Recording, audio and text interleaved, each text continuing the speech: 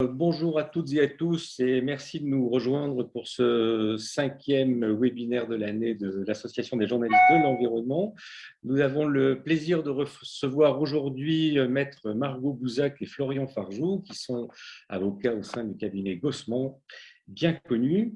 Nous allons aujourd'hui parler de la réforme du Code minier. Vous le savez, c'est l'un des grands serpents de mer de la politique environnementale française. On a commencé à en parler au début des années 2000, puis il y a eu, sous le mandat de François Hollande, pas mal de travaux, dont certains ont d'ailleurs été engagés par Arnaud Gossement. Puis c'était un petit peu tombé dans l'oubli, et voilà qu'à la faveur de la loi climat et résilience qui a autorisé la réforme de ce code minier par ordonnance, nous aboutissons. Alors, est-ce que c'est un aboutissement définitif ou est-ce qu'il y a encore des petites choses à faire? On pourra l'évoquer.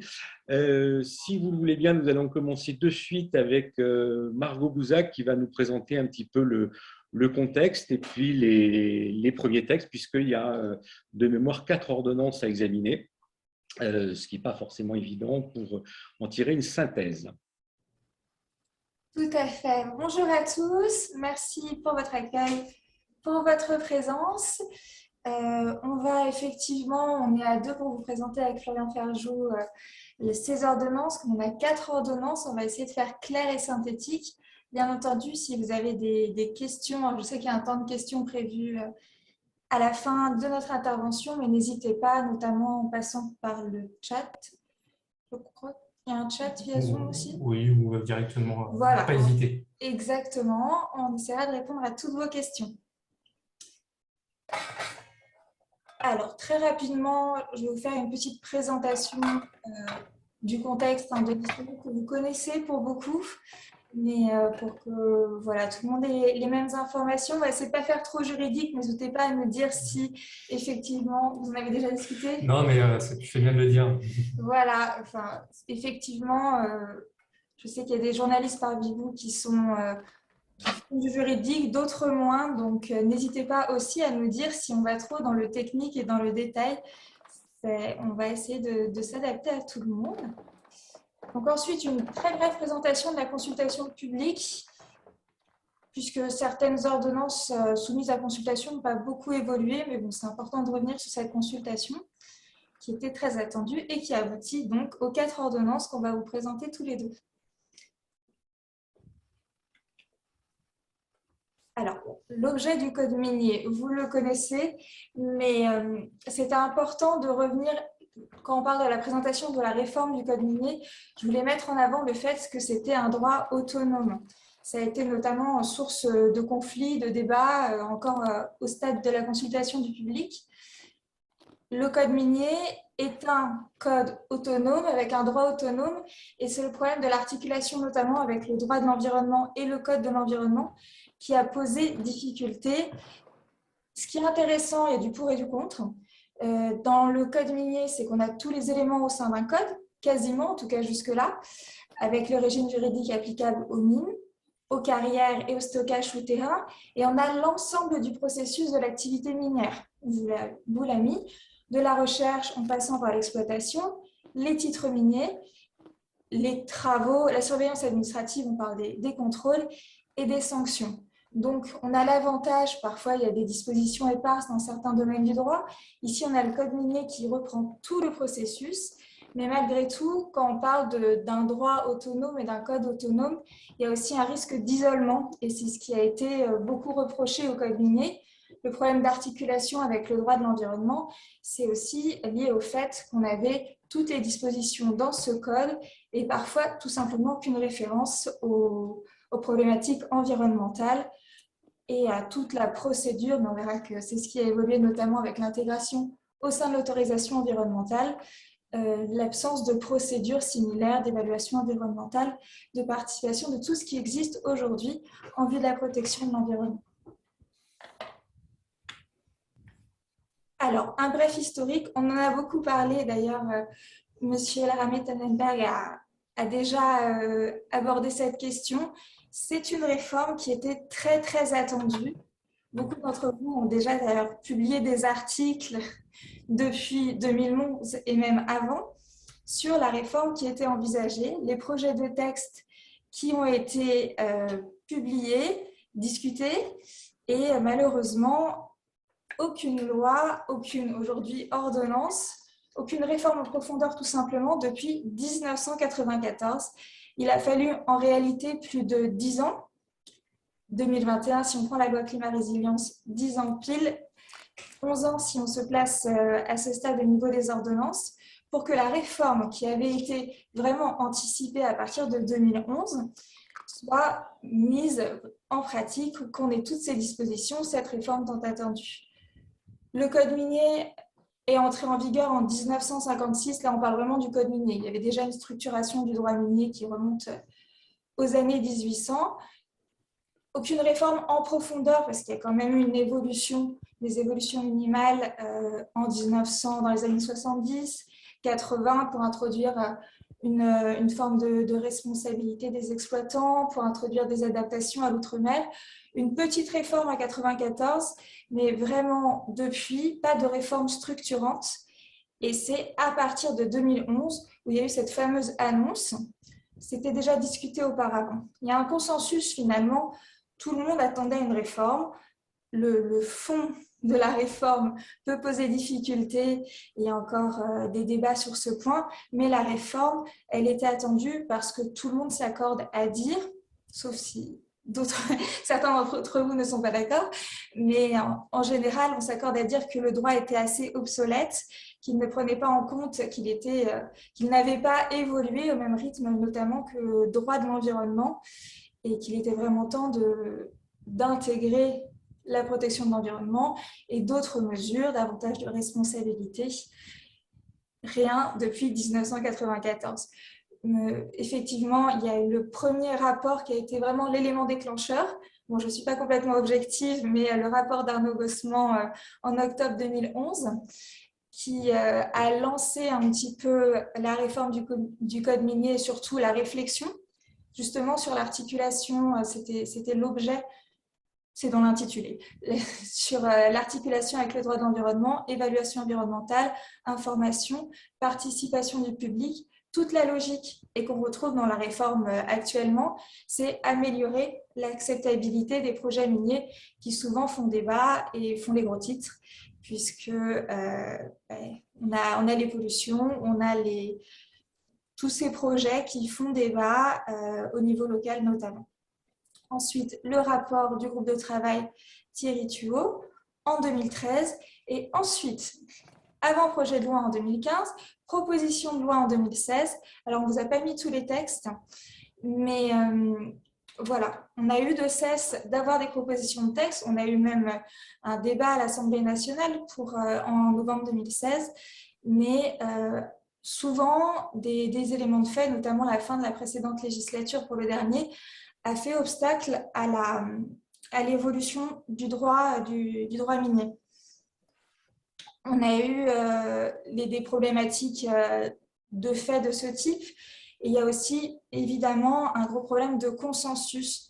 Trouver un compromis entre des intérêts qui sont complètement opposés sur le droit minier, c'est très difficile. On a les pros, entre guillemets, exploitants pour essayer de faciliter la réalisation des projets. Je sais qu'il y a des représentants de tout bord ici. Les pros plus associations de l'environnement qui veulent vraiment insister sur l'intégration de la protection de l'environnement au sein du droit minier, qui était, je pense aussi à titre personnel, pas assez présente. Donc voilà, c'est tous ces éléments, tous ces facteurs qui ont fait obstacle à la réforme, qui enfin intervient. Juste, je compléterai par deux observations de ce qu'a dit Margot Bouzak. La première, c'est qu'il y a, au-delà de la logique de fond, il y a eu aussi une logique vis-à-vis de certaines situations d'activités minières qui ont défrayé la chronique. En 2010-2011, on avait tous les enjeux au regard de la fracturation hydraulique qui posaient des enjeux et la recherche de gaz de schiste en France. Et on voyait qu'il y avait un déficit de contrôle vis-à-vis de ces éléments-là. Donc oui, la solution était peut-être de refaire une réforme du code minier, mais finalement, on a abouti, comme souvent depuis 2011, à des mesures ponctuelles avec la loi contre la fracturation hydraulique en 2011. Parce qu'en 10 ans, il s'est quand même passé des choses en matière minière, mais pas de manière globale, toujours de manière ponctuelle. Il y a la loi Hulot 2017 qui vient reconfirmer que le gaz de schiste est interdit. On peut citer aussi une ordonnance de 2019 en matière de géothermie. Mais à nouveau, c'était vraiment très sectorisé et on n'avait pas cette approche globale qui est pourtant nécessaire parce que il y a aussi, on voit que tous ces projets qui ont posé problème ou ces pratiques qui ont posé problème montraient également que finalement, il y avait un besoin de réforme au-delà même des principes fondamentaux, mais aussi on le voit concrètement qu'il y avait un besoin de réforme parce qu'il y avait des difficultés sur certaines pratiques. Très bien. J'ai bien vu la question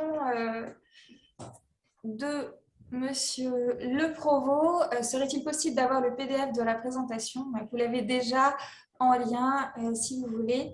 C'est un support de présentation de 40 pages, avec des pages de titres. C'est une présentation générale et on essaye, comme vous le voyez, de développer un petit peu par oral pour que vous ayez plus d'informations. Voilà, et tout à fait, il y a eu beaucoup de lois sectorielles et d'ailleurs, on peut remarquer que la loi climat et résilience, je pense que c'est le slide suivant. Hop.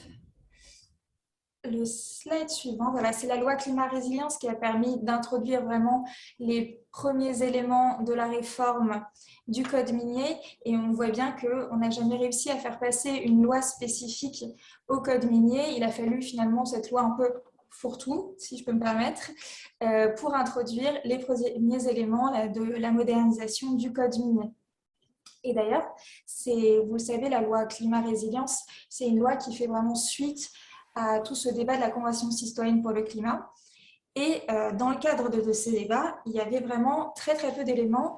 Il n'y avait quasiment rien sur le droit minier. Donc ça a été introduit à l'occasion de la loi climat-résilience, mais ce n'était pas l'objet initial de la loi climat-résilience. Je crois qu'il y avait un élément au cours de la consultation publique, justement lié à la Guyane, où on demandait un moratoire sur la montagne d'or. Voilà, tu confirmes. Qui a peut-être été la situation qui imposait ces dernières années une réforme du code minier. Et ils ont profité de la loi climat-résilience pour ouvrir le chantier. En termes de délai, ça correspondait effectivement tout à fait avec le contentieux et l'État qui s'était opposé au renouvellement de l'autorisation. Donc, comme vous le voyez, on vous a mis très peu d'éléments là. Aujourd'hui, on se concentre vraiment sur les ordonnances, mais évidemment, on ne peut pas faire abstraction de la loi climat-résilience. Florian vous en reparlera un petit peu puisqu'il va vous présenter l'ordonnance sur le régime général et il vient compléter finalement les premiers éléments qui figuraient dans le... Je vois qu'il y a une autre question. Si tu veux, regarde en même temps et on fera vice-versa pour essayer de répondre à vos questions. On a une deuxième version du webinaire, très bien. Donc, sans aller en détail sur la loi climat-résilience, voilà, vous avez les articles 65 à 80. Ce qui est intéressant, c'est qu'au début, au niveau du projet, on avait peu d'éléments. Finalement, on avait 2 articles et c'était essentiellement un renvoi justement à la réforme par voie d'ordonnance. Ça a été évidemment critiqué puisque c'est le débat qui est assez systématiquement quand on renvoie à des ordonnances, c'est qu'on passe outre les débats en assemblée et au niveau du Sénat et on a le sentiment que finalement le pouvoir de décision revient au gouvernement. C'est pour ça qu'au cours des débats, les articles sont venus dans le but. Des articles vraiment de fond sur la réforme du code minier. Et là, on avait 2 articles. On est arrivé à des articles 65 à 80 qui sont vraiment du fond sur la réforme du code minier et uniquement l'article 81 qui prévoit la possibilité pour le gouvernement de procéder par ordonnance. Quelqu'un qui fait du bruit, là. Alors, ce n'est pas chez nous, mais effectivement... Oui, ce n'est pas chez vous, mais il y a quelqu'un qui fait la vaisselle. N'hésitez pas à couper vos micros pour éviter les bruits de fond, effectivement. Je vois que certaines personnes sont en train de couper leur micro. Oui, voilà. S'il y a des interférences, ça n'est pas chez nous. Voilà, on vous a remis l'article 65 puisque c'est vraiment un article important qui va introduire les grands principes du droit minier. Je sais que je ne veux pas trop avancer sur la partie de Florian, mais voilà, c'était très attendu. Enfin, il y a un cadre juridique, il y a des grands principes qui régissent le droit minier. Santé, sécurité, protection de la faune, de la flore, les monuments historiques également, les sites patrimoniaux, toutes ces problématiques qui étaient un petit peu mises de côté finalement, où on manquait vraiment de réglementation. Ça, je pense que tout le monde est d'accord pour le dire, qui ont été introduites dans la loi climat résilience. Ensuite, on ne vous a pas mis le détail de chaque article pour vous donner quelques éléments de ce qui figure dans ces articles 65 à 80. La logique générale, vous l'avez compris, c'est on prend en compte les enjeux environnementaux. On arrête d'isoler le droit minier, de se concentrer sur la productivité et on fait en sorte que tous ces projets déjà soient réalisés sans impacter la nature et toutes les problématiques environnementales au maximum, évidemment de limiter l'impact, voilà, ce sont les deux meilleurs termes, et puis surtout de faire en sorte qu'au niveau local, qu'on puisse participer, se concerter pour que ces projets ne fassent plus la une des journaux et peut-être soient mieux compris, tout simplement. Donc, vous voyez les références notamment aux articles 67, 70. Le dossier de demande de titre minier a été renforcé, donc avec l'obligation d'opérer une analyse environnementale, économique et sociale, mais j'insiste évidemment beaucoup sur la dimension environnementale, avant l'octroi ou également la prolongation du PER. Tu vas en parler beaucoup. Oui, donc je ne développe on y pas. reviendra un peu plus, mais c'est vrai qu'il y a des éléments structurants. Les trois idées essentielles, voilà, c'est, disait Margot, c'est renforcer la prise en compte des enjeux environnementaux, la participation du public. Et j'ajouterais, on en parlera aussi, c'est le lien avec les intérêts des tiers, notamment dans les enjeux de l'après-mine ou des dommages miniers, qu'on verra dans le prolongement des ordonnances. On aura l'occasion d'en reparler. Voilà, et le renforcement des procédures et sanctions pénales, c'était quelque chose, vous devez être tous informés, qui était très attendu aussi, parce qu'il y avait ce sentiment d'impunité, ou en tout cas de suffisamment de législation, de réglementation, qui permettent de limiter, entre guillemets, le pouvoir des exploitants dans le cadre de la réalisation des projets et des exploitations. Voilà, donc tous ces éléments qui sont très importants, qui ont déclenché la réforme, qui ont plus que déclenché la réforme. C'est vraiment la réforme à part entière qui a été introduite et complétée par les ordonnances. La consultation publique, donc comme je vous le disais, on revient rapidement dessus, parce que c'est toujours un élément important lorsqu'une réglementation intervient pour aussi montrer qu'il y a un effort de concertation qui a été fait. Il y a, alors à mon sens, peut-être que je n'ai pas suffisamment de moyens de comparaison, mais peu de commentaires finalement qui ont été publiés. Moi, je m'attendais à davantage de commentaires, à davantage de débats, sachant que c'est une réforme attendue et que beaucoup de personnes avaient l'occasion aussi de donner leur avis, de publier sur... on a 2 rapports qui étaient intervenus, donc il y avait matière à débat et finalement peu de commentaires publiés. Alors, on a inscrit principalement par la filière ou les représentants d'intérêt. Voilà, c'est les personnes intéressées, c'est évidemment les lobbies de part et d'autre, mais ça reste peu important. Vous avez le détail, comme vous aurez le PowerPoint, je vous invite à regarder pour le détail. Moi, je voulais juste relever que c'est le projet d'ordonnance relatif au dispositif d'indemnisation et de réparation des dommages miniers qui finalement a suscité le plus de débats, de commentaires et de commentaires défavorables. On en reparlera évidemment, je vous le présenterai en fin d'intervention. Mais finalement, c'est les problématiques de responsabilité qui ont posé difficulté, évidemment principalement aux associations. Je sais que la version définitive de l'ordonnance ne fait pas non plus totalement consensus, puisqu'on a un principe de responsabilité qui a été introduit, mais également des clauses restrictives, des dérogations, et c'est ces points-là qui posent difficulté. On a eu peu d'évolution, malgré les commentaires défavorables, entre le projet d'ordonnance et l'ordonnance finale. Le projet d'ordonnance sur l'adaptation outre-mer Florian vous le présentera, mais c'est encore là aussi beaucoup lié à la Guyane et au projet Montagne d'Or. Je rajouterais juste un élément, je partage l'avis de Margot. En fait, il y a eu très peu de commentaires sur ces ordonnances. Je pense que ça peut s'expliquer par différents points. Même si la réforme du code minier, c'est quelque chose de très important, il y a un problème d'accès en fait, à cette réforme-là. Et peut-être que vous l'avez constaté, puisque c'est quelque chose de très complexe. Et puis, quand on voit et quand on lit les ordonnances, honnêtement, même pour un juriste, on est vraiment dans la complexité. Donc forcément, ceux qui peuvent s'exprimer, c'est ceux qui ont la capacité d'ingurgiter cette complexité. Ça va être les acteurs qui développent des projets miniers et les associations qui sont vraiment spécialisées code minier, donc FNE et Guyane Nature Environnement. Mais au-delà de ça, il y a un vrai déficit de simplicité des dispositions du code minier et les ordonnances participent aussi un peu à cette complexité, cette technicité qu'on retrouve. Je pense que c'est aussi pour l'une des raisons qui explique le peu de commentaires, et je partage avec Margot, on pourrait s'attendre à beaucoup de choses et en fait, voilà, c'est peut-être aussi l'une des explications qui a mis du temps à avoir une réforme du code minier qui prend du temps aussi. Cet aspect vraiment très délicat à appliquer, à faire respecter, que ce soit par les opérateurs, les associations, mais aussi par l'État qui a du mal aussi à le faire respecter. C'est l'un des aspects, je trouve, singuliers du code minier. Et pourtant, les ordonnances, la réforme avait aussi un objectif de meilleure accessibilité. Donc, le pari, de ce point de vue, n'est pas forcément rempli. Tout à fait. Et donc, voilà, on en vient aux 4 ordonnances, où il y a 2 discussions, effectivement. C'est complexe technique, et cela, je me permets de lire à haute voix, mais si M. Gagné veut prendre la parole, n'hésitez pas.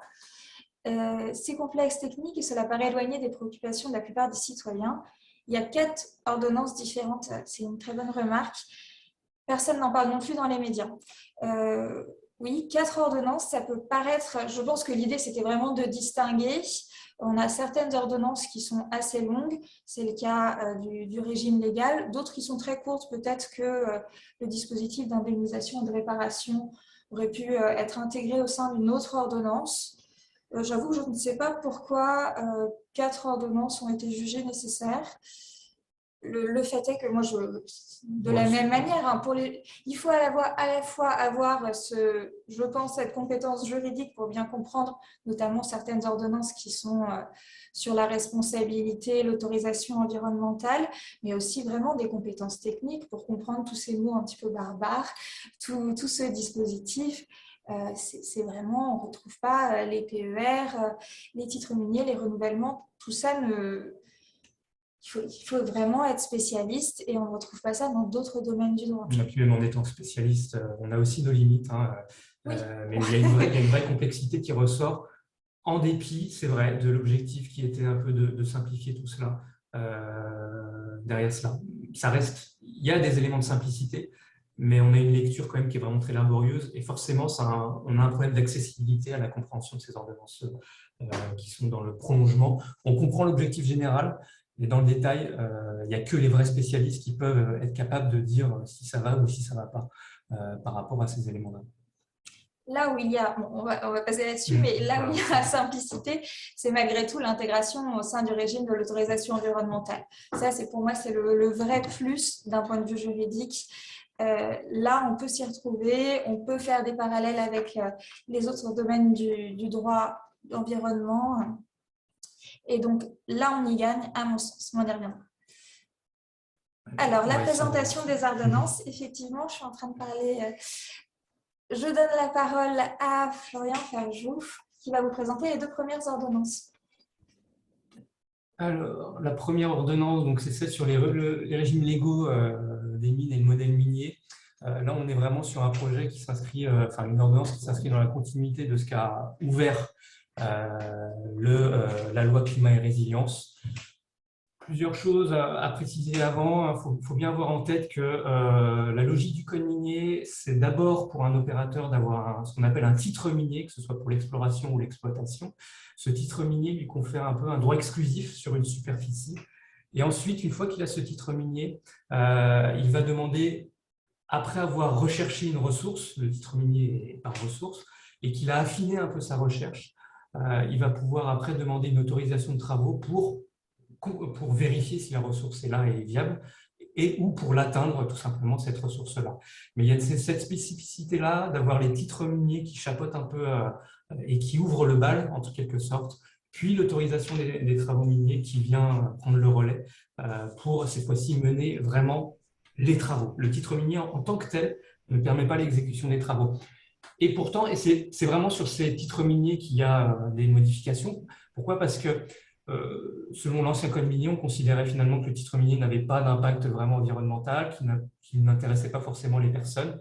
Et bien finalement, on vient dire que, au-delà même de l'autorisation des travaux, qui elle fait l'objet d'une évaluation environnementale, d'une participation du public, et bien le titre minier doit lui aussi faire l'objet d'une évaluation, enfin, en tout cas d'une analyse environnementale, et faire parler le public et voir les acteurs locaux pour avoir leur avis, parce que c'est aussi important le titre minier que finalement l'autorisation. On est dans cette... Je suis désolée, je peux juste poser une question. Je ne comprends pas la différence avec ce qu'il y a avant. C'est-à-dire le titre minier, c'est quoi? C'est une autorisation de rechercher? Oui, tout à fait. Alors, le titre minier... pourquoi avant... Voilà, je suis désolée, je n'ai pas compris la... Non, c'était un rappel avec Général. En fait, ça, ce mécanisme-là, cette organisation-là n'a pas changé. Elle ne change pas avec la réforme du code minier. Ce qui change, c'est le contenu de l'instruction des dossiers du titre minier, puisque avant le titre minier, on n'y associait pas des enjeux environnementaux, on associait peu le public. Et cette fois-ci, pour avoir un titre minier, il va falloir dans le dossier des éléments environnementaux sur la superficité du titre minier que l'on va demander, sur la ressource recherchée. Et le titre minier, on a le titre minier exploration, donc permis de recherche et d'autres spécifiques. Le titre minier, c'est aussi pour l'exploitation, c'est la concession, on a la même logique là. On garde cette logique d'avoir le titre minier d'abord pour on va dire, rendre exclusif un périmètre pour l'exploitant, puis celle de travaux pour atteindre la ressource, mais par contre, on affine et on y apporte beaucoup de choses. On a une question.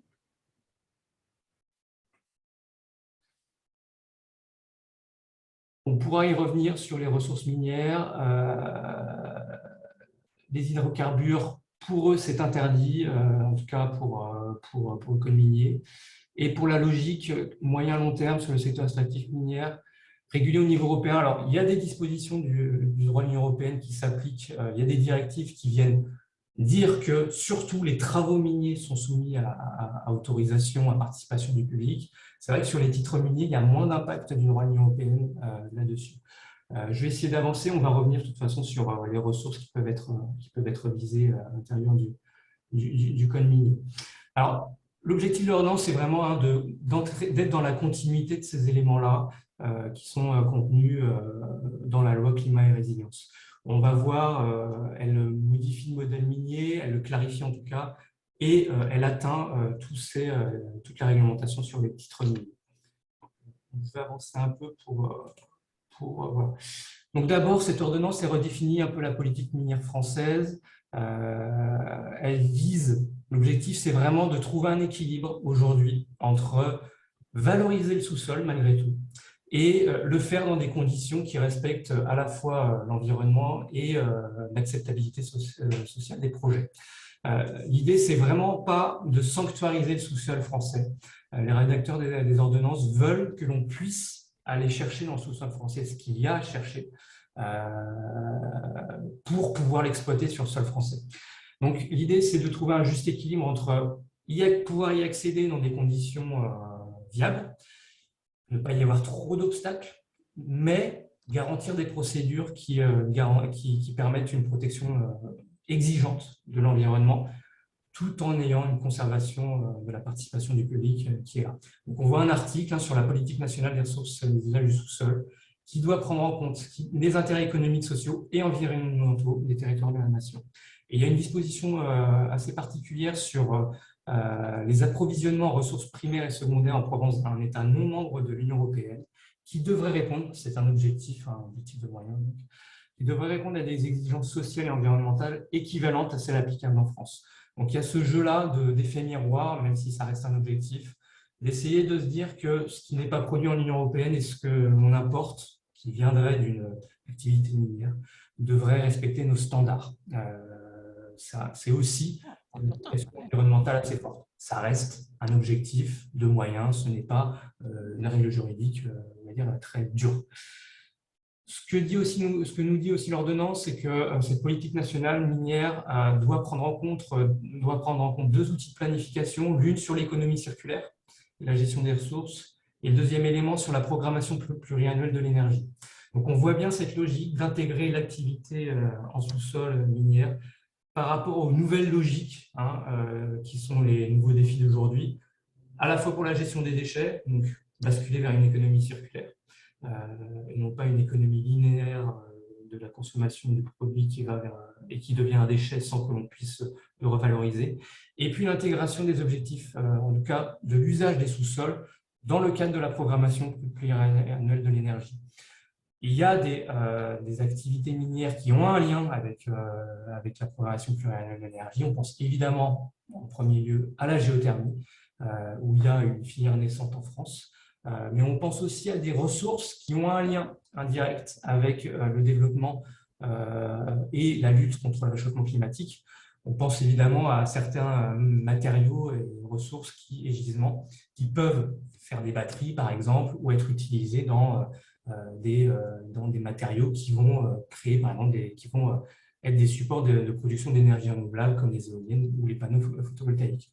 Typiquement pour les batteries, on pense au lithium qui crée beaucoup d'actualité en ce moment. Et voilà, ça fait partie d'une ressource minière qui pourrait être exploitée. Alors, on essaie de lire.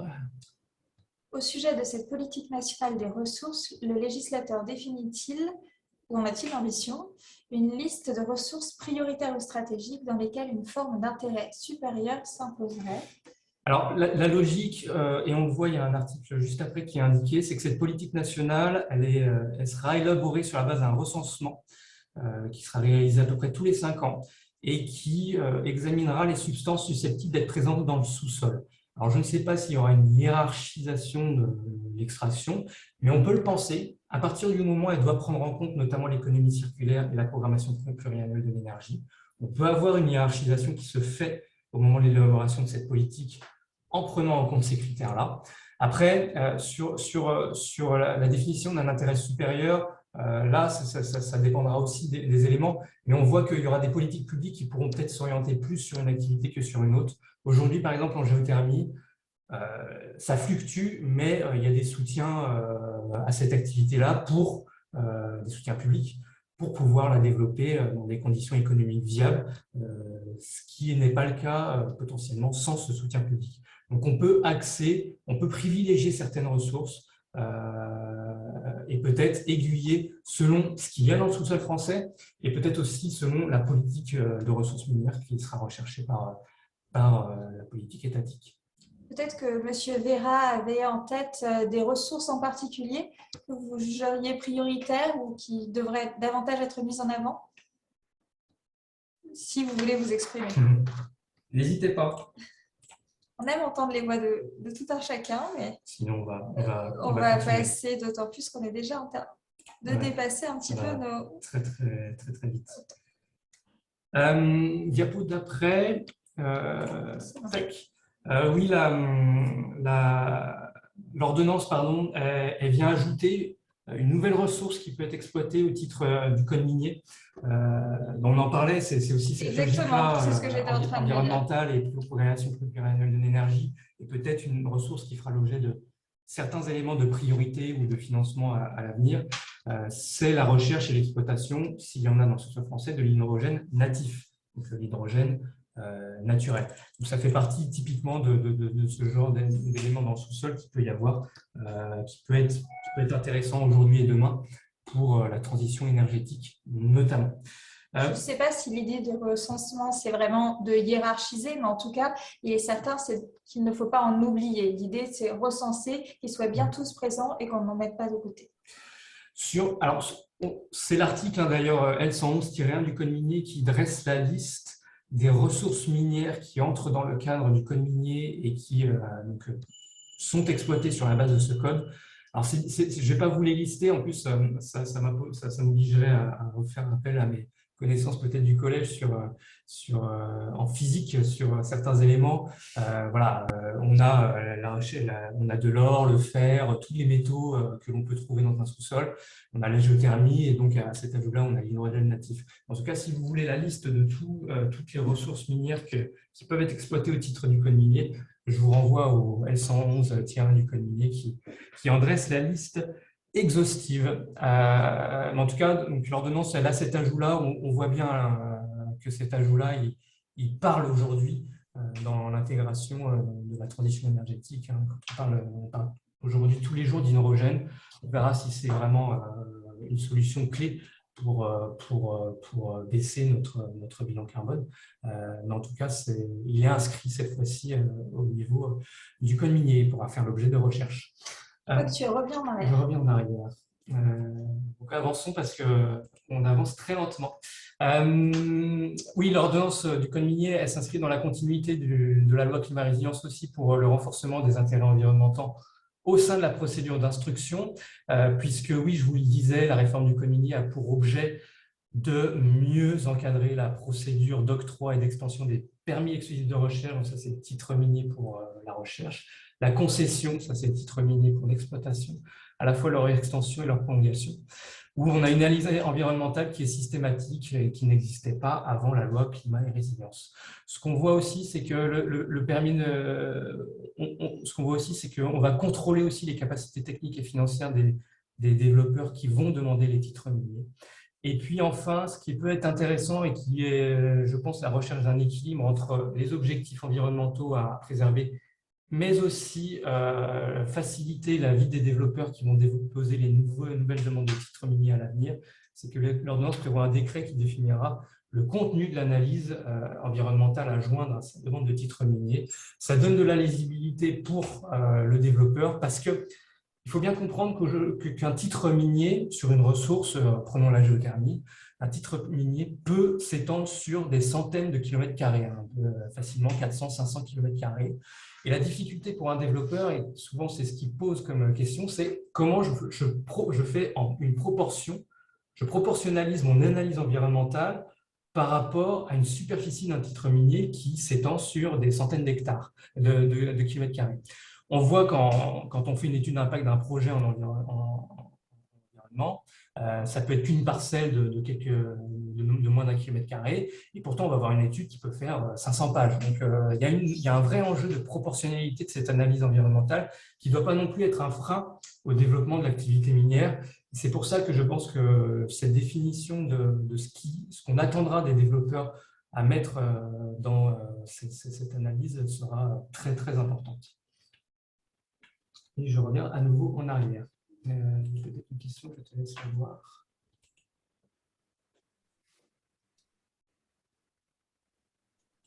Le gaz de couche, ou le gaz de schiste ou le gaz de couche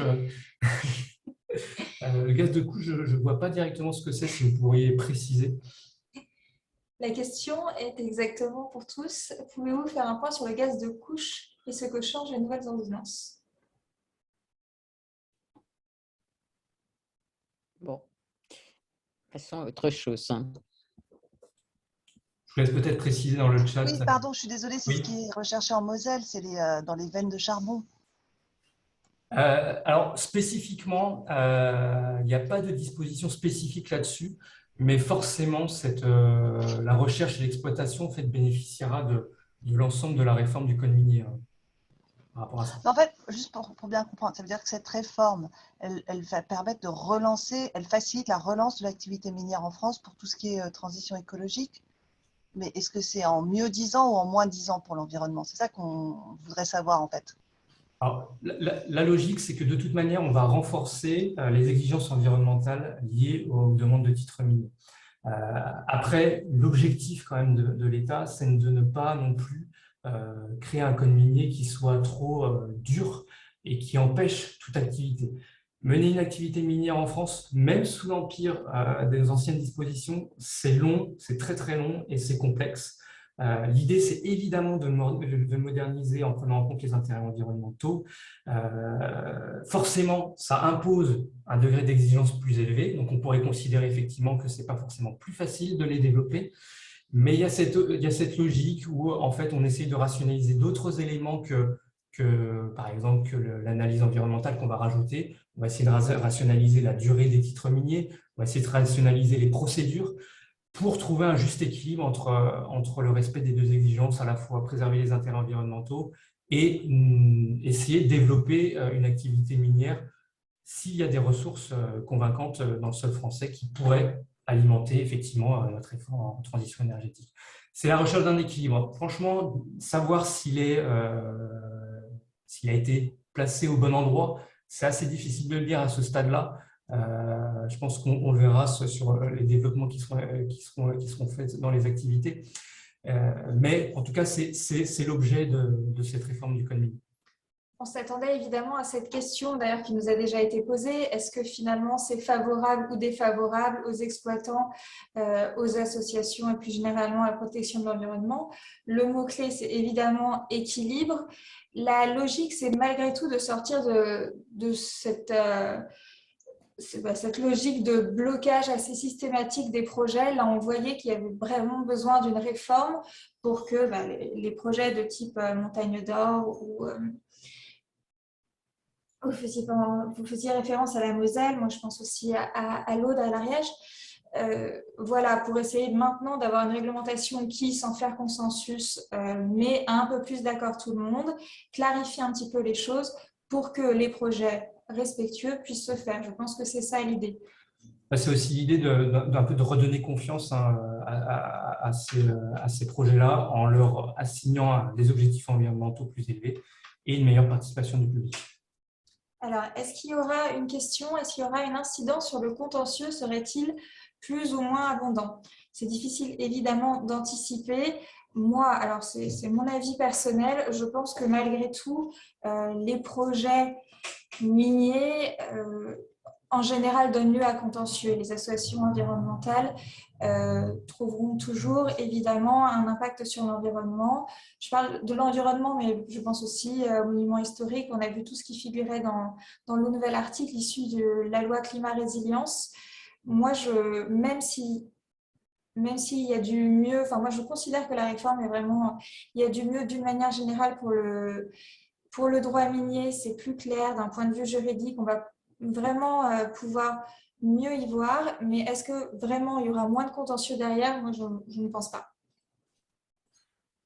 Il y a une recherche d'acceptabilité sociale en améliorant la participation du public, mais voilà, on est sur des projets quand même qui sont assez impactants. On n'a pas beaucoup quand on compare aux projets installations classées qu'on peut retrouver en France, et ils catalysent forcément l'attention en raison naturellement de leur objet qui est nécessairement un peu de temps. Vis-à-vis de cela, après, on a vraiment des spécificités territoire français, métropole et Guyane notamment. J'essaie d'avancer. L'ordonnance, elle apporte aussi des précisions comme dans le courant de ce qu'avait fait la loi climat résilience sur la participation du public. Peut-être un petit point, il y a vraiment deux clés à avoir sur la participation du public à l'intérieur du code minier. C'est d'une, aujourd'hui, c'est un impératif. On ne peut plus on peut plus faire un projet sans faire participer le public. Il n'a pas d'acceptabilité sociale sinon. Même à l'échelle du titre minier, on le constate de plus en plus. Et c'est un impératif aussi juridique qui a été initié parce que la Charte de l'environnement, elle impose un principe de participation du public. Et on a un exemple récent, le Conseil constitutionnel, il a sanctionné des dispositions de l'ancien code minier pour certaines règles, certaines prolongations de concessions qui ont été donc invalidées par le Conseil constitutionnel, puisque certaines prolongations de concessions ne faisaient pas l'objet d'une participation du public. Et ça, la loi climat résilience vient le corriger par rapport à ça. Et l'ordonnance, elle vient préciser certaines modalités de participation. Alors, j'ai sélectionné la précision sur la phase de développement du projet, qui est une phase à la fin de l'exploration et avant l'exploitation. On a des précisions émises par l'ordonnance sur la désignation d'un garant pour une concertation du public beaucoup plus forte et beaucoup plus objective par rapport à un projet. le développeur a intérêt à le faire parce que ça améliore son acceptabilité du projet.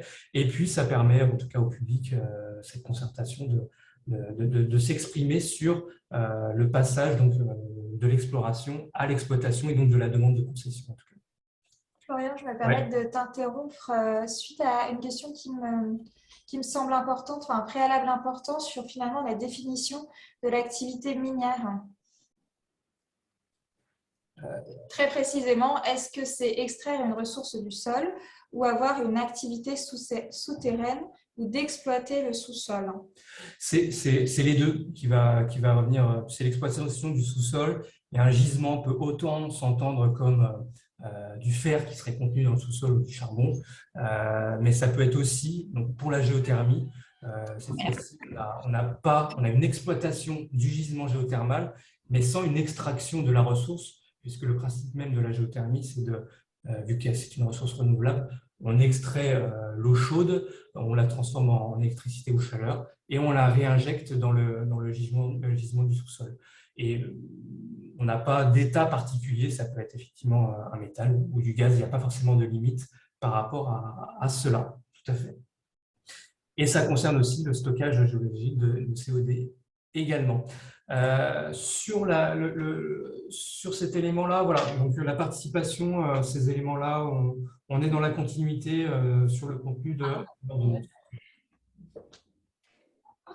Enfin, il y a un élément aussi intéressant qui est à nouveau dans le prolongement et que je voulais vous signaler, le prolongement de la loi climat et résilience, c'est que c'était l'une des grosses lacunes qui a été mise en avant au regard de ce qui se passait en Guyane et par rapport à ce qui se passait au niveau de la montagne d'or, c'est qu'on voyait que le processus de délivrance du titre minier, eh bien, l'administration ne pouvait s'opposer à cette demande-là uniquement au regard des capacités techniques et financières de l'exploitant.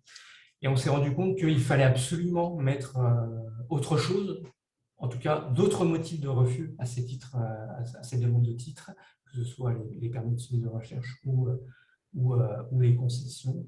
Eh bien, c'est ce qu'a fait la réforme du code minier, puisque désormais l'administration, saisie d'une demande de titre minier, peut le refuser sur des motifs environnementaux si elle émet un doute sérieux sur la possibilité, sans repris, de procéder aux recherches ou à l'exploitation du type de gisement mentionné.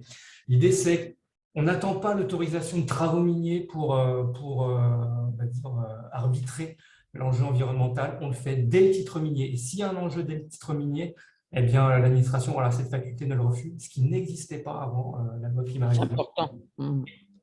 Et, oui. Et l'ordonnance vient confirmer cela.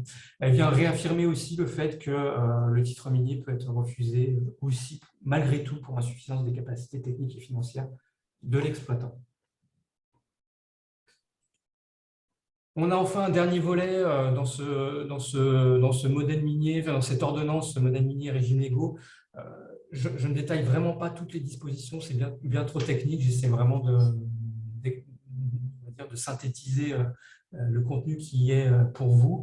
On a un dernier volet qui serait la simplification pour certaines demandes des procédures. On en parlait, l'équilibre entre les deux, un haut degré d'exigence, on va dire, de protection de l'environnement et d'intégration du public et des secteurs locaux dans le processus de délivrance des titres miniers. Et en même temps, on essaye de faciliter la vie des développeurs sur d'autres points que ces éléments-là pour faciliter l'octroi et la délivrance des titres miniers. Donc, quelques exemples pour cette simplification. On a un PER, on a une harmonisation de la durée du permis exclusif de recherche à 15 ans pour toutes les ressources possibles. Avant, on avait un peu, c'était à la carte selon les ressources. Et surtout, avant, on avait une durée de permis exclusif de recherche qui était limitée à 5 ans, qui pouvait être renouvelée. Mais on s'est aperçu que ça posait des difficultés parce que forcément, rechercher une ressource minière peut prendre souvent bien plus que 5 ans, et ça obligeait le développeur à demander des prolongations, alors que là, aujourd'hui, on peut avoir une durée bien plus longue du permis exclusif de recherche immédiatement. On a une prolongation particulière pour la géothermie. Pourquoi? Parce qu'on essaye de simplifier la vie de ces secteurs-là, parce que la recherche d'une ressource géothermale prend beaucoup de temps et on essaye de s'adapter aussi au type de ressources qui sont recherchées. On a aussi l'ordonnance qui permet des demandes conjointes. Donc, cette fois-ci, on est dans la phase d'exploitation de la ressource, de demandes conjointes de concession et d'autorisation environnementale. Les derniers points de simplification que je voulais relever, c'était en lien aussi à nouveau avec la géothermie et le lithium. puisque l'ordonnance permet une demande conjointe de titres miniers différents pour différentes ressources, puisqu'un titre minier est toujours attaché à une ressource exclusive. Donc cette fois-ci, on peut faire une demande conjointe de titre minier pour la géothermie et pour une autre ressource qui serait contenue dans le gisement géothermal, dans l'eau géothermale. Et c'est typiquement le cas en ce moment, les recherches en Alsace le démontrent. Il y aurait du lithium dans l'eau géothermale. Et au lieu de devoir demander un titre minier géothermie plus un titre minier lithium, ce qui est le cas actuellement, l'ordonnance permet de faire une demande conjointe pour faciliter la vie des chercheurs de géothermie et de lithium pour pouvoir un peu avoir une synergie entre les deux. Oui, ça c'est un vrai plus. Enfin, oui, le dernier élément, tous ces éléments-là, on est dans une entrée en vigueur différée. Ce ne sera pas pour l'instant, les demandes de type ne seront pas demandées. Il faudra attendre un décret d'application pour que les nouveaux titres aient en gros ce verdissement et cette participation du public pour ces éléments-là. Et donc, on a une entrée en vigueur à partir de la publication du décret d'application ou au plus tard une date au 1er janvier 2024. Sachant que le plus souvent, quand il y a ce type de formulation, il faut plutôt tabler sur le 1er janvier 2024. J'essaie d'avancer parce que le temps passe très vite. J'essaie de vous présenter en quelques mots l'ordonnance sur l'adaptation dans les départements d'outre-mer du code minier. Après, je pense que cette partie intéresse beaucoup. En insistant sur quelques éléments. L'idée, c'est à nouveau, c'est la même logique que le régime légal, que l'autre ordonnance, mais cette fois-ci spécifiquement au département d'outre-mer. Et ça va viser beaucoup finalement la Guyane, le territoire de la Guyane, où il y a un vrai sujet code minier pour le coup, avec les ressources aurifères qui peuvent s'y trouver et leur paillage illégal qui est en parallèle. Donc on a la même logique que pour l'ordonnance, mais de manière spécifique, avec une volonté de mieux prendre en compte les objectifs environnementaux, protection de la biodiversité et protection aussi de la forêt amazonienne. On a parmi ces décisions-là, donc on a des logiques qui sont à nouveau de renforcer l'analyse environnementale des projets miniers et la participation du public. Je vous ai mis quelques exemples, on est dans la continuité. Là, je vous ai pris l'exemple de l'autorisation d'exploitation, qui est un autre titre minier d'exploitation spécifique à la géothermie, à la Guyane, pardon. On a beaucoup, et là je reviens à la complexité, en Guyane, il y a énormément de législation code minier très spécifique, des titres miniers très spécifiques, qui sont établis pour essayer de se caler au type d'activités qui sont exercées en Guyane. Et forcément, on a des problématiques pour chaque type de titre minier qui peuvent se retrouver sur le territoire de la Guyane. Et donc, là, à nouveau, on a une sorte d'harmonisation où on essaye d'avoir de l'analyse environnementale et de la participation du public pour l'ensemble de ces titres miniers particuliers. Là, par exemple, l'autorisation d'exploitation. On a aussi une ordonnance qui vient renforcer la participation des acteurs publics locaux, très importants sur le territoire de la Guyane, et améliorer aussi on va dire, la cohérence entre l'activité minière en Guyane et les autres documents de planification qui existent sur ce territoire-là. Donc, les exemples que je vous ai mis, c'est par exemple le Conseil régional des départements d'outre-mer qui doivent désormais rendre un avis sur les demandes de délivrance de l'autorisation d'exploitation ou de la concession. Ce sont les titres miniers et en outre-mer relatifs à l'exploitation des ressources. On a aussi le Grand Conseil coutumier des populations amérindiennes qui doit être consulté pour tout projet d'octroi d'une autorisation d'exploitation ou d'une concession aussi. Donc, à nouveau, on essaie de prendre en compte les acteurs locaux, et en l'occurrence les populations autochtones locales cette fois-ci. Et on a une logique, à nouveau, de trouver des liens de compatibilité entre le schéma d'orientation minière et le schéma directeur d'aménagement de la gestion des ressources en eau. L'idée, c'est que l'activité minière, elle doit prendre en compte la planification minière, en tout cas en Outre-mer et en Guyane, doit prendre en compte la planification de la gestion de l'eau, notamment. Et on a aussi, pour donner un peu plus de poids aux collectivités, que le projet donc, de schéma départemental d'orientation minière en Guyane soit conjointement élaboré par le président de la collectivité territoriale de Guyane et le représentant de l'État. Tout ça, la logique, c'est que le code minier reste une activité très centralisée dans sa, on va dire, régulation, mais on a une logique de plus en plus, avec la réforme du code minier et de l'ordonnance, notamment outre-mer, de localiser finalement cette activité minière par rapport à ça. Autre élément aussi, on a dans l'ordonnance des éléments sur l'orpaillage illégal, sur la lutte. J'ai sélectionné celle-ci. On a l'ordonnance qui institue une procédure administrative d'urgence afin de remplacer les orpaillages illégaux par des orpaillages légaux et de réhabiliter les sites dégradés. Donc c'est un enjeu majeur en Guyane, forcément. La loi climat résilience a renforcé énormément les pouvoirs, on va dire, d'instruction, d'inspection et de sanctions à l'égard de l'orpaillage illégal en Guyane. Et là, on a l'ordonnance qui va dans la même logique, cette fois-ci avec une procédure administrative, qui permet à, on va dire, à l'autorité administrative de sélectionner, en gros, pour schématiser, sélectionner des acteurs et des exploitants qui mènent des activités légales, pour ensuite les mettre sur des sites d'orpaillage illégal et pour réhabiliter les sites. En échange, l'opérateur il jouit des produits qui seraient extraits sur ce site illégal. On voit quand même que la logique, c'est d'essayer de mettre fin à ces orpaillages illégaux par différentes procédures, et l'ordonnance participe en créant une particulière. Je vois qu'il y a le chat, cette activité.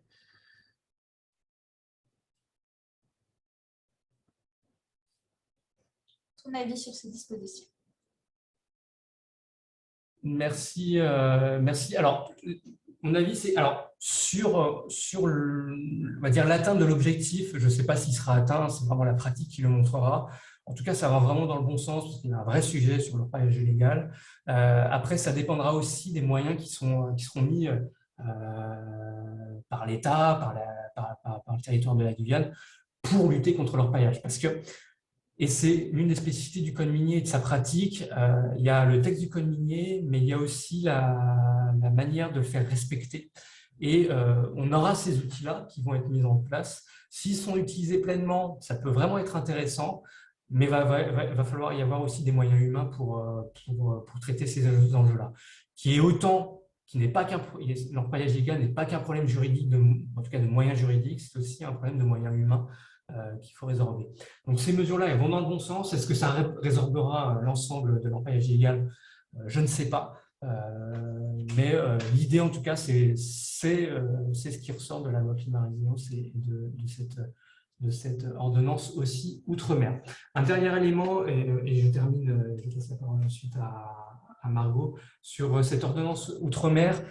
On a la même logique que pour la réforme du code minier. On essaye de trouver un équilibre. Ce n'est pas forcément mis dans les diapos, mais l'ordonnance outre-mer vise aussi à essayer de mieux adapter, simplifier certaines procédures pour que les chercheurs d'or puissent légalement, on va dire pas plus facilement, mais de manière mieux encadrée et plus lisiblement mener leur activité. Puisque l'idée aussi, c'est on simplifie un peu, on essaye de donner de la lisibilité pour faire entrer un peu peut-être aussi l'orpaillage illégal dans une activité légale en simplifiant certaines délivrances de titres miniers.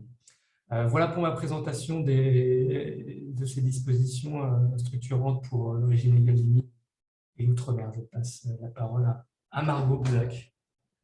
Si vous avez des questions, vous pouvez, hein, on est juste au niveau du timing, mais on saura en tenir compte. Oui. Je pourrais aller plus vite sur l'autorisation environnementale, notamment, qui est très juridique. Pour l'orpaillage, malgré tout, on peut se féliciter que la loi climat résilience ait enfin abordé cette problématique, essayer de trouver des solutions. Est-ce que ça va fonctionner ou pas, c'est toujours difficile, mais voilà, c'est un sujet central, un sujet, là encore, qu'on retrouve régulièrement dans les journaux spécialisés, et on a une tentative de solution. On verra si ça fonctionne. Sur l'autorisation environnementale, alors, on ne fait que répéter qu'il y a une simplification, une volonté de simplification, d'harmonisation des procédures d'instruction. Là, on est dans le très juridique. Effectivement, si vous voyez que je vais trop loin dans le juridique, ce n'est pas l'objet. Je vais peut-être aller développer davantage la seconde ordonnance sur les dommages miniers. Mais ce qui est important, pour moi, c'est vraiment le gros plus, c'est l'intégration de l'autorisation de travaux miniers dans l'autorisation environnementale, dans le dispositif de l'autorisation environnementale qui est dans le Code de l'environnement. Enfin, on voit que le code minier n'est plus le seul code, le droit autonome. On l'intègre au droit de l'environnement. On prévoit une articulation avec ces principes de l'autorisation environnementale, entre guillemets, unique. C'est qu'on peut demander une autorisation pour qu'au sein de cette autorisation, il y ait… Alors, on n'a pas repris tout l'article 181-1 pour ceux qui ne connaissent pas. L'exemple type, c'est les éoliennes. On fait un projet éolien et on a besoin d'une dérogation espèce protégée au passage.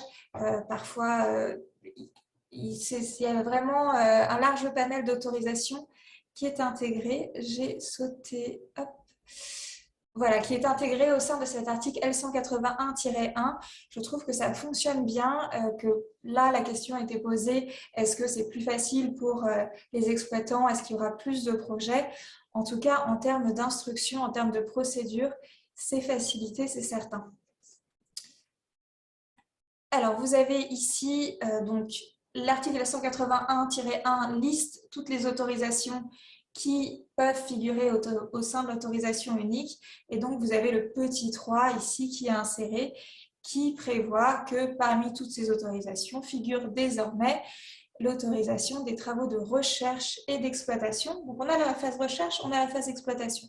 Il y avait ce débat, est-ce qu'on se base uniquement sur l'exploitation? Non, là encore, on est sur un processus. Alors, vous avez un certain nombre d'exceptions. Je ne reviendrai pas sur toutes ces exclusions. Il y a malgré tout des exclusions et donc il faut regarder attentivement quand on réalise un projet, on demande une autorisation si on entre ou pas. Le principe général, c'est que maintenant, on est dans le régime de l'autorisation environnementale, on va mieux comprendre, mieux connaître la procédure et on va pouvoir notamment se référer aux procédures qu'on connaît mieux, ICPE, IOTA.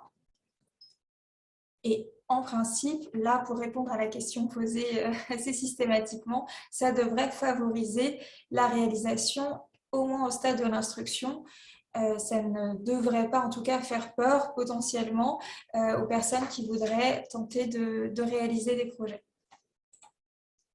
Parce que rien que la procédure peut faire obstacle et peut faire peur tout simplement pour la réalisation des projets. Vous avez ici… encore sur l'article L181-1 de l'environnement, à nouveau, cette mesure permet de clarifier et de simplifier les procédures pour les entreprises intéressées. Je pense que vous avez compris l'idée générale. On est, en tout cas nous juristes, assez convaincus par l'intérêt d'intégrer l'autorisation travaux miniers au sein de l'autorisation environnementale. Ça permet aussi de faciliter, on va dire, les acteurs, surtout l'administration, connaît bien l'autorisation environnementale et l'autorisation d'ouverture de travaux miniers, beaucoup moins. Donc, ça permet aussi d'harmoniser, de faciliter le travail de l'administration qui sera en terrain connu beaucoup plus. Parce que les autorisations d'ouverture de travaux miniers, il y en a, mais il n'y en a pas, sur le territoire métropolitain notamment, il n'y en a pas tant que ça. C'est ce qui fait aussi partie des spécificités du code minier. C'est à la fois sa complexité, mais aussi le fait qu'on ne traite pas beaucoup de projets code minier par rapport à des projets code de l'environnement. Et puis là, voilà, on aura une procédure qui est un peu mieux connue de tous par rapport à cela et qui permet aussi de garantir un peu mieux les intérêts environnementaux aussi. Oui, on parlait de la technicité, c'est également lié à la problématique de la technicité du droit minier. J'ai vu qu'il y avait une question, je vais y venir. Voilà. Je vous remercie. Merci. On va essayer d'accélérer malgré tout. Ce qui est intéressant aussi, effectivement, c'est l'intégration au sein de l'autorisation environnementale des intérêts figurant à l'article L161-1 de l'environnement du code minier. Je vous renvoie à ce nouvel article qui a été introduit par la loi Climat et Résilience dont j'ai parlé un peu plus en amont. Les nouveaux grands principes qui sont vraiment spécifiques au droit minier ont été introduits au sein de l'ordonnance, au sein de l'article L181-3. Donc là encore, il y a une réunion à la fois du droit de l'environnement et du droit minier. L'autorisation environnementale, donc, qui comprend toutes ces potentielles autorisations, pourra être accordée si elle est conforme aux articles L211-1 du Code de l'environnement. C'est tous les articles que vous avez l'habitude de tous les intérêts que vous avez l'habitude d'entendre, biodiversité, etc. Et à l'article L161-1 du Code minier, c'est les problématiques spécifiques à l'activité minière. Donc, en principe, je ne suis pas tout à fait d'accord avec la rédaction qui est juste en dessous. En principe, pour moi, il y a une plus grande protection de l'environnement. Je pense qu'on peut vraiment le lire comme ça, à partir du moment où l'autorisation environnementale, désormais, doit également respecter l'article L161-1. On l'a vu qui est assez développé. On n'est pas sur une petite phrase, une protection superficielle. Il y a toutes les problématiques liées à l'activité minière qui sont prises en compte dans cet article. Et donc, pour moi, c'est, je parle notamment à destination des journalistes pro-environnement plus militants, on peut dire qu'il y a une plus grande protection via l'insertion de ces dispositions au sein de l'article L181-3 du Code de l'environnement. Alors, sur la police des mines, on en a peu parlé. On est peut-être sur quelque chose d'un petit peu juridique, justement. Je vois...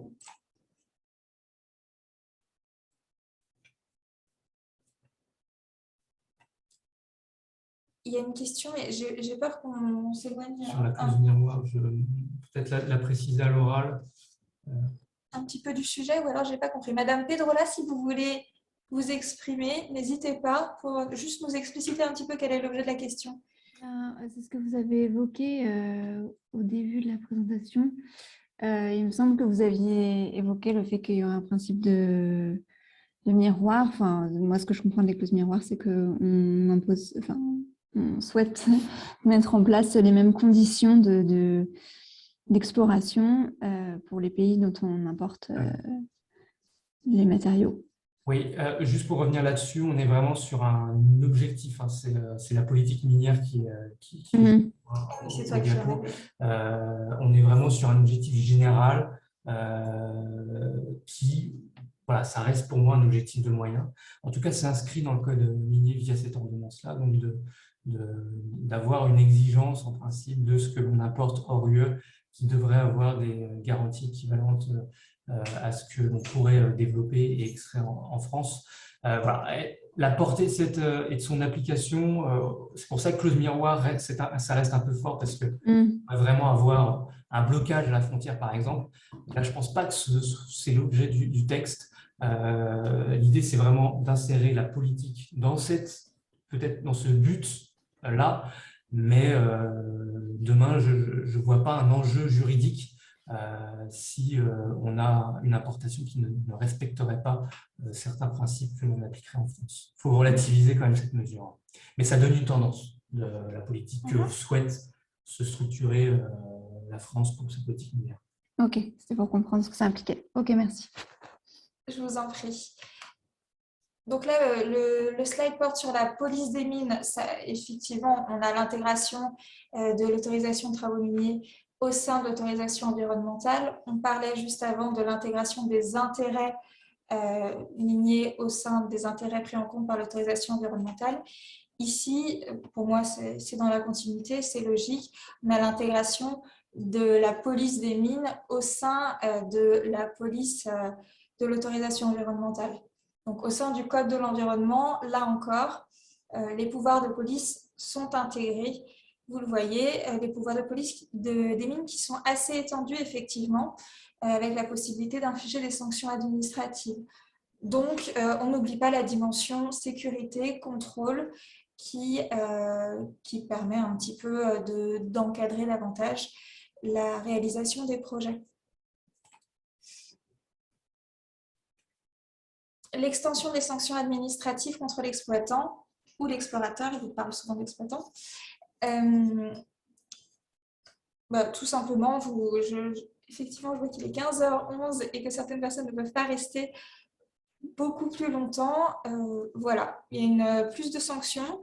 Là, c'est pour justement, en principe, répondre aux demandes à tous ces éléments de fait. Il n'y avait pas assez de possibilités d'infliger des sanctions administratives. Comment réagir quand il y a des projets qui posent difficulté? Comment contenter à chaque fois? Je parle des associations de défense de l'environnement, mais aussi des riverains, de toutes les personnes localement implantées, concernées par les projets. Voilà, on a une sécurité de plus, la possibilité d'infliger des sanctions administratives contre l'exploitant et l'explorateur. Vous l'avez en troisième alinéa, on vous a reproduit l'article également. Mais en cas de non-respect des obligations relatives notamment à l'arrêt des travaux, le préfet peut refuser toute nouvelle autorisation d'ouverture de travaux miniers pendant 5 ans minimum. Donc pour moi, c'est vraiment quelque chose de dissuasif, à mon sens. Certains diront que ça ne va pas assez loin, le plus souvent, mais c'est quand même une sanction qui n'est pas anodine. Sur l'entrée en vigueur de l'ordonnance, alors là aussi, on a des entrées en vigueur un peu différées avec des dérogations. Le principe général, c'est le 1er janvier 2023. Donc, là, ça va intervenir assez rapidement. Il va falloir se préparer à l'entrée en vigueur de l'ordonnance. Mais c'est pour le dépôt des demandes à compter du 1er janvier 2023 et les autorisations actuelles, elles seront regardées comme des autorisations environnementales. En fait, il faut faire une distinction entre je demande une autorisation environnementale, je suis soumis au régime des autorisations environnementales à compter du 1er janvier 2023 quand je dépose ma demande. Si j'ai déjà mon autorisation ou j'ai déjà déposé ma demande, je ne suis pas encore soumis, c'est du pur juridique, d'ailleurs je vais aller vite, je n'ai pas encore soumis à la procédure, mais une fois que j'ai l'autorisation, elle est regardée comme une autorisation environnementale. Ça a posé quelques difficultés quand l'autorisation environnementale a été mise en place pour l'éolien, pour de nombreux domaines, mais maintenant c'est une pratique qui est comprise et qui pose plus trop de difficultés. Donc je pense qu'on va pouvoir se baser sur les expériences dans les autres domaines du droit qui sont entrés dans le champ de l'autorisation environnementale pour mettre ça rapidement en place. Alors, l'ordonnance relative au dispositif d'indemnisation, mais on tiendra presque le délai prévu. C'est une ordonnance qui est très courte, mais qui est très importante, comme je vous l'ai dit en début d'intervention. C'est cette ordonnance, au stade du projet en consultation publique, qui a fait l'objet de plus de commentaires et de commentaires défavorables. J'ai lu un article, alors je ne me souviens plus dans quel journal exactement, qui était très bien rédigé, qui mettait en avant les difficultés posées par ce nouveau principe. Alors, le principe, il est quand même positif, c'est on va définir, c'est dommage qu'on n'ait pas reproduit les dispositions.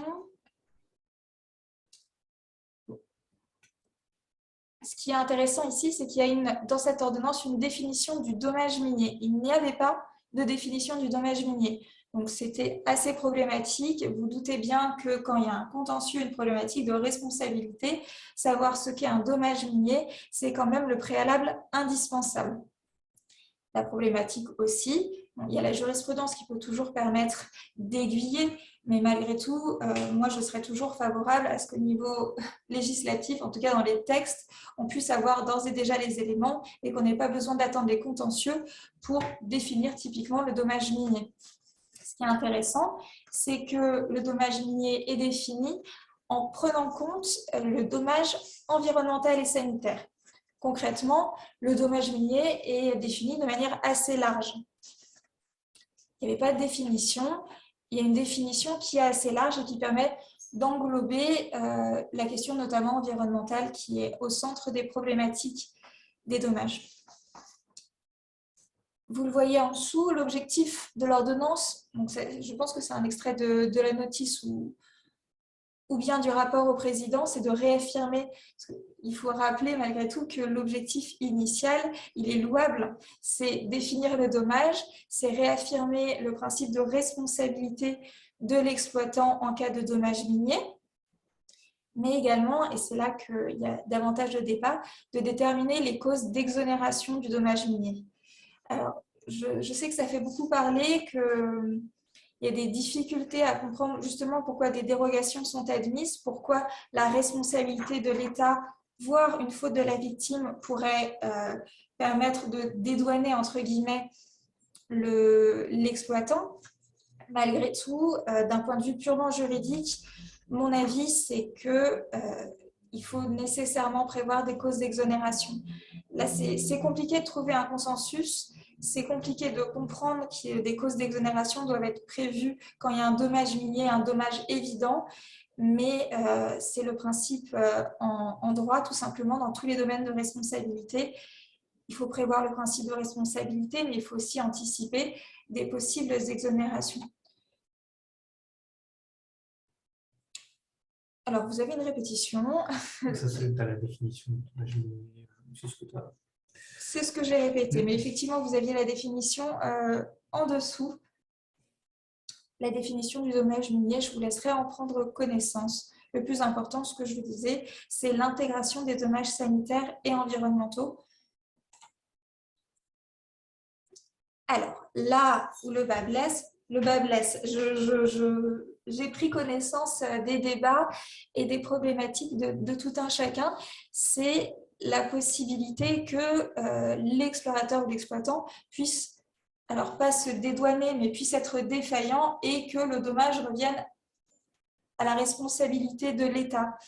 Il faut bien souligner que, évidemment, l'État est tenu responsable en cas de défaillance ou de disparition du responsable. Donc, on est vraiment, là encore, on n'est pas en train d'essayer de dédouaner l'exploitant ou l'explorateur, on est en train d'essayer de trouver une solution quand le responsable disparaît, quand il y a une défaillance pour que le dommage soit réparé. Donc, bien entendu, ce n'est pas normal que ce soit à l'État, si c'est une faute de l'exploitant ou de l'explorateur, de prendre en charge cette responsabilité, mais malgré tout, c'est une solution qui permet qu'il y ait une réparation des dommages. Parce que s'il y a une disparition, une défaillance du responsable, s'il n'y a pas cette possibilité que l'État prenne en charge la responsabilité, on n'aura aucune réparation.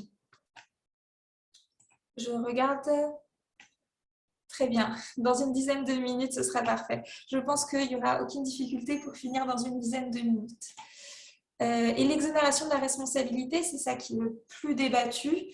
C'est la possibilité pour l'exploitant, l'explorateur d'exonérer s'il démontre que le dommage a été causé par une cause étrangère ou la réduction, la suppression de la responsabilité si on démontre une faute de la victime. Alors, je sais que c'est vraiment ces points-là qui posent difficulté, la possibilité d'exonération, de réduction, de suppression.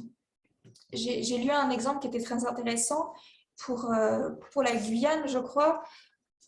La problématique, voilà, vous avez juste en dessous l'article, la faute de la victime consistant notamment en une absence de prise en compte par cette dernière des recommandations émises par les autorités sanitaires. Typiquement, en Guyane, et la plupart du temps d'une manière générale, sur les territoires où il y a des projets miniers, il y a des recommandations. Il y a des recommandations de type, j'ai lu pour la Guyane, mais ne pas pique-niquer ici, laver régulièrement les doudous des enfants, couper les ongles courts des enfants. Bon, voilà, ce type de recommandation, est-ce que c'est normal qu'on aille, qu'il y ait des recommandations imposées, est-ce qu'il y a d'ores et déjà une problématique de responsabilité si on va aussi loin dans la recommandation? Est-ce que ce n'est pas une solution, une porte de secours, une solution de sortie anormale, de pouvoir de retrancher derrière, vous n'avez pas respecté les recommandations? Là, il y a vraiment débat. Là, je comprends la problématique. Les recommandations, en plus, c'est facile de mettre un peu tout et n'importe quoi derrière. Là, je donne mon avis, hein, mais effectivement, le fait que la faute de la victime puisse réduire, voire supprimer la responsabilité, ça pose problème. Et je pense que, notamment dans le cadre d'un contentieux, il peut y avoir débat sur ces points-là. La faute de la victime, moi je me place en qualité d'avocate. S'il y a un contentieux qui est intenté à l'encontre d'un exploitant, d'un explorateur, nécessairement, on vous opposera la faute de la victime. Sachant que je parle de l'absence de prise en compte des recommandations parce que c'est prévu expressément, mais c'est notamment. Donc, toute faute de la victime peut être envisagée, peut vous être opposée s'il y a une responsabilité qui est reconnue. Parce que là, on serait vraiment dans l'hypothèse, une responsabilité est reconnue, mais il y a une faute de la victime, donc la responsabilité est réduite ou supprimée. Ça se fait en 2 étapes. La cause étrangère, ça peut être par exemple la météo. Là encore, on a eu ce type de problématique avec des pollutions qui étaient dues à des précipitations très importantes. Évidemment, il y a une exonération. C'est une cause étrangère à la météo. Malgré tout, il peut effectivement y avoir débat. C'est facile de se retrancher derrière la météo. Est-ce que l'exploitant, l'explorateur n'aurait pas pu davantage prendre en compte les risques météorologiques dans le cadre du projet et de la protection de l'environnement? Voilà, pour moi, c'est pas une surprise si cette ordonnance a donné lieu à plusieurs commentaires, s'il y a des personnes qui sont opposées à ces nouvelles dispositions. Il y aura vraiment débat sur cette ordonnance à mon sens. Et voilà, je vous remercie pour votre attention. N'hésitez pas si vous avez des questions. Là encore, je crois que nous avons 7 minutes. Si vous avez des questions à nous poser, nous sommes toutes oui. En tout cas, je vous remercie d'avoir été nombreux à rester cette heure et demie avec nous.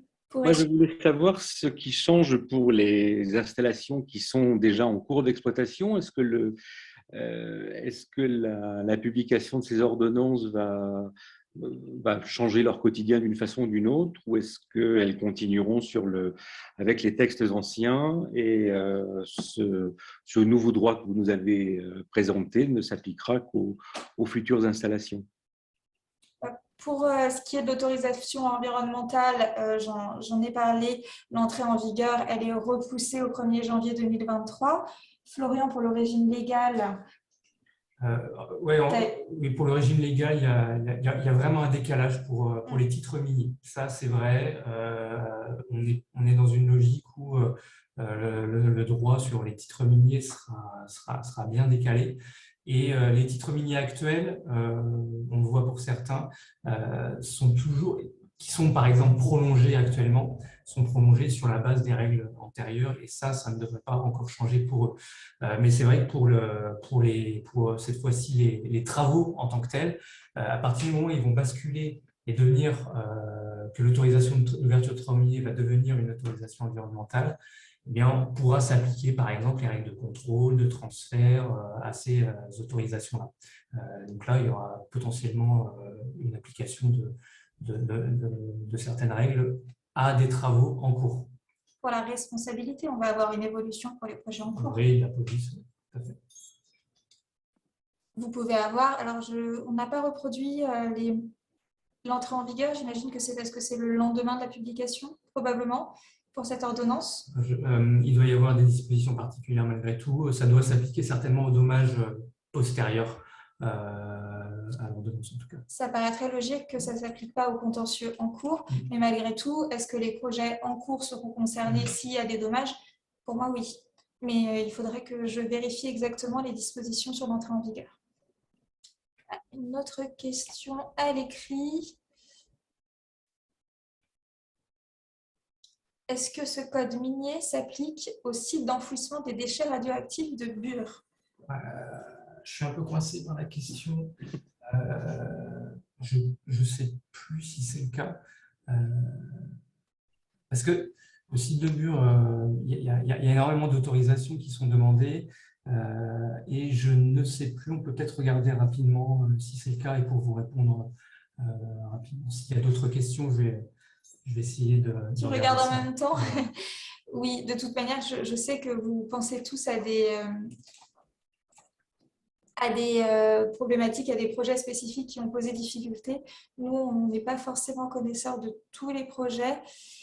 Mais si Florian regarde, s'il y a une autre question parallèlement, en même temps que notre recherche, bon, après, si on n'est pas en mesure de répondre à votre question immédiatement, vous ne nous en voudrez pas, monsieur Fessard.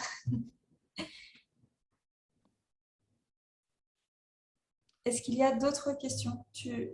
Si tu ne trouves pas, moi je considère que, enfin je pense que Je ne sais pas si je vais trouver. voilà, on pourra regarder parallèlement, Je vous en suis sûr de informer. l'avoir déjà su, mais je ne voudrais pas vous dire une bêtise. Hein, En fait, il n'y a rien qui ressemble plus à une mine que le site de Bure, à part que c'est inversé, c'est au lieu d'extraire, on rentre des choses. Donc, c'est pour ça que je pose la question. Bon. Non, c'est une très bonne Parce que question. c'est vrai que le code minier, quand on regarde, il y a du stockage CO2, par exemple, mais je ne crois pas qu'il y ait, enfin, je ne veux pas vous dire de bêtises, qu'il y ait stockage de déchets. Donc, j'aurais tendance à vous dire que non, mais je ne veux pas vous dire de bêtises sur le site de Bure. Surtout, on va regarder parce Pourtant, que je le suis beaucoup. C'est une bonne question, c'est intéressant. Et j'ai jamais vu dans la presse un enjeu code minier pour le site de Bure. Vraiment à vérifier de votre part. Hein. La presse ne fait pas son travail, alors. Tu es en train de me dire. Ou alors, il n'y a pas d'enjeu code minier à Bure, tout simplement. Ouais. On considère que c'est au contraire, c'est du déchet et donc la déclaration d'utilité publique et installation classée peut-être. Mais à regarder hein, quand même. Dans ces cas-là, la presse ferait son travail. Y a-t-il d'autres questions?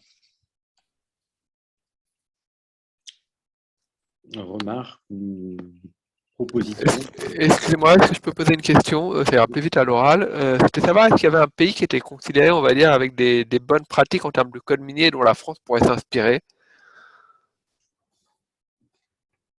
Je ne vous ai pas très bien entendu. Est-ce qu'il y a Un pays dont le code minier pourrait servir de modèle à la France pour aller vers du mieux-disant environnemental et des mesures dont on pourrait s'inspirer qui n'ont pas encore été intégrées dans le code minier français à l'heure actuelle? C'est une bonne question. À titre personnel, j'ai jamais entendu tout ce que j'ai pu voir dans les dossiers que j'ai pu faire aussi en matière minière. Un exemple d'un autre État qui serait bon.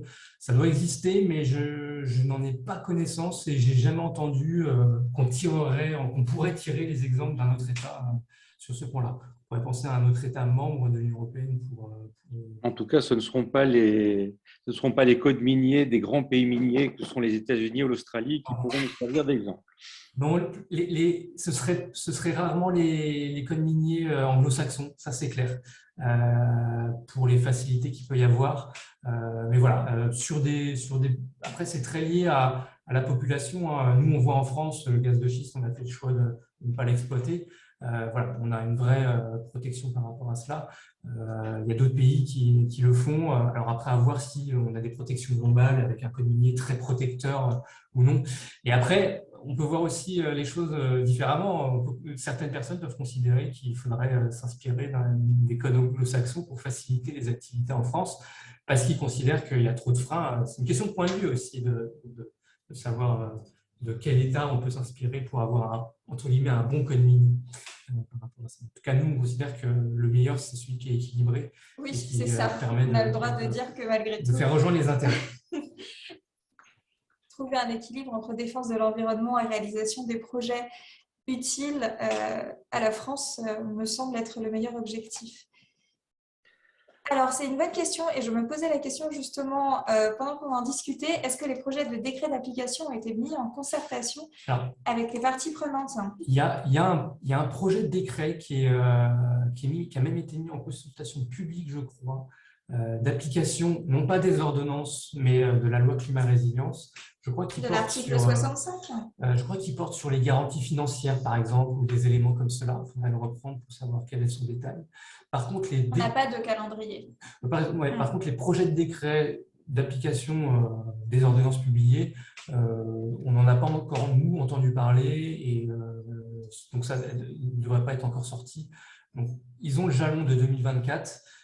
Je pense qu'ils ne sont pas encore préparés pour ces décrets-là. Mais à noter, il y a ce projet de décret-là, je crois même qu'il était en consultation publique un peu en même temps que les ordonnances, mais qui ne porte pas sur l'application des ordonnances, mais l'application de certaines dispositions de la loi climat et résilience. J'ai vu passer l'application de l'article 65.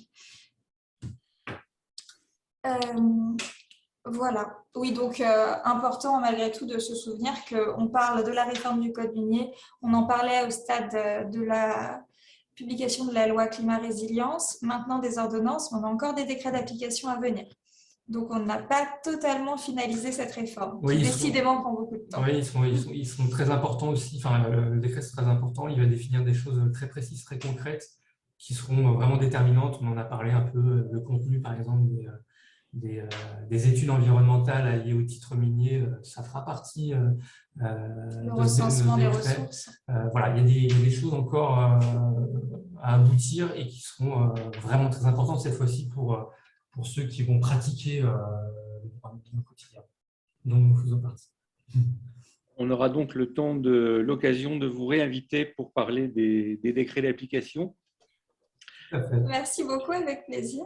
Merci de nous avoir consacré du temps, en tout cas, et c'était tout à fait passionnant et éclairant.